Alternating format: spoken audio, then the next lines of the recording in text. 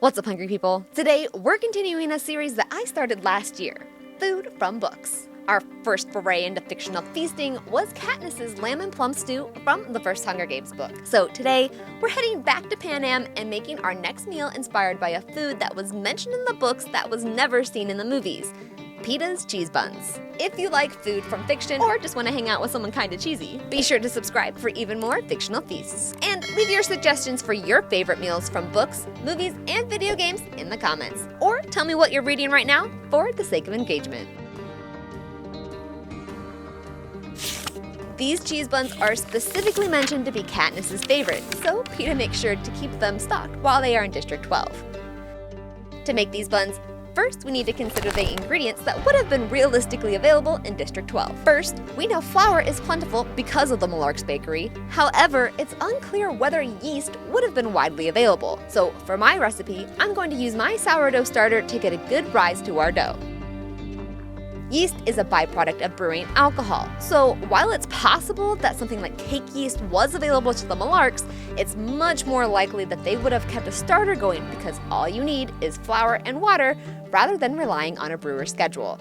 Salt is also an essential ingredient in bread, and we know howlite, from which table salt is made, can be found in vast quantities in the Appalachian Basin area where District 12 is supposed to be located. So it's not hard to imagine howlite being mined in addition to coal and other minerals that could be found in the region. For sweetness, I'm using wild honey because unfortunately sugar is something that definitely would not have been available in District 12 unless someone were to sneak in a few sugar cubes. We also know from Mockingjay that District 10 is where cattle are raised, so it's unlikely that they would have had cow milk or butter readily available. We do know that Prim had a goat named Lady that was used for milk, so we'll use warm goat butter and goat milk to get our dough started.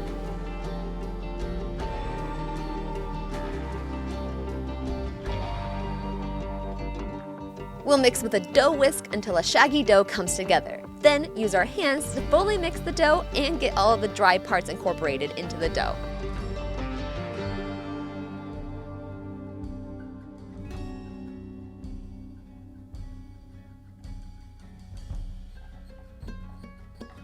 With sourdough-based doughs, we'll need to build up the structure of the bread with a series of stretch and folds, which we'll do every 30 to 40 minutes. The dough will start out sort of sticky and slowly become more smooth as the dough builds up the strength of the gluten.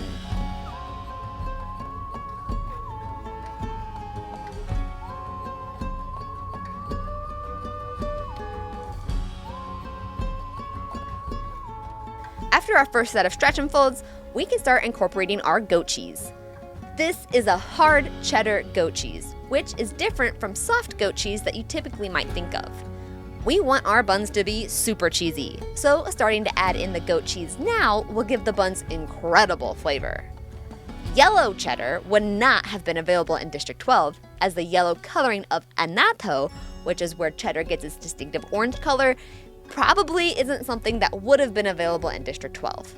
We'll add about half of the cheese in now, and the rest during the next set of stretch and folds.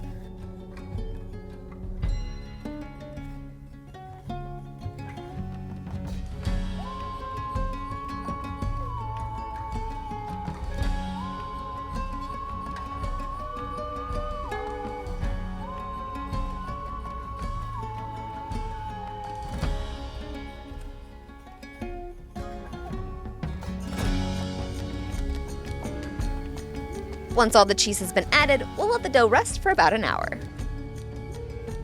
Once the dough is starting to puff up, we can cut it into individual dough balls. Dust the dough generously with flour and then use a knife to cut the dough into equal portions.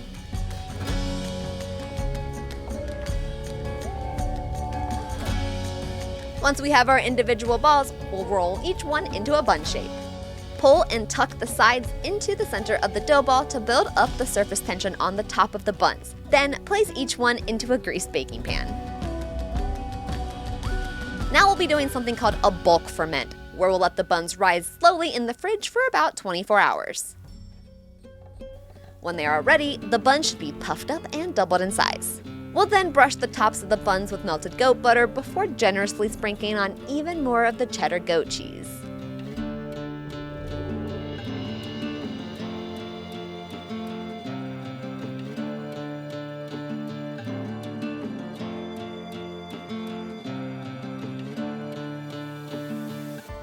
Finally, we'll bake the buns in the oven for about 30 to 40 minutes or until the buns are golden brown and crispy on top. We'll give the buns one last brushing of melted goat butter and of course some extra cheese too.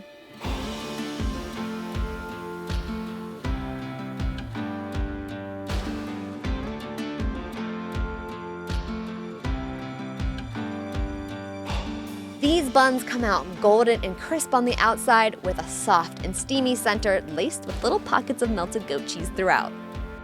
The sourdough adds just a hint of tang and the goat butter gives the crust a crunch and a rich, savory finish. It makes sense why these were one of Katniss's favorite snacks. Let me know in the comments what other fictional foods you'd like to see me make next, especially if they're mentioned in the books but never seen on screen. I want to keep doing Hunger Games foods, so let me know what you would like to see made from Mockingjay or the prequels. And if you try this recipe yourself, tag me so I can see your version of PEETA'S buns. If you liked this video, don't forget to flip that sub button and ring the dinner bell so you can be notified of my latest recipes and food adventures that I post every week. Do you ever get hungry? Don't forget you can find this recipe and many more with ingredients and step-by-step instructions over on thestarvingchefblog.com. I hope you all enjoyed, and I'll see you in the next episode.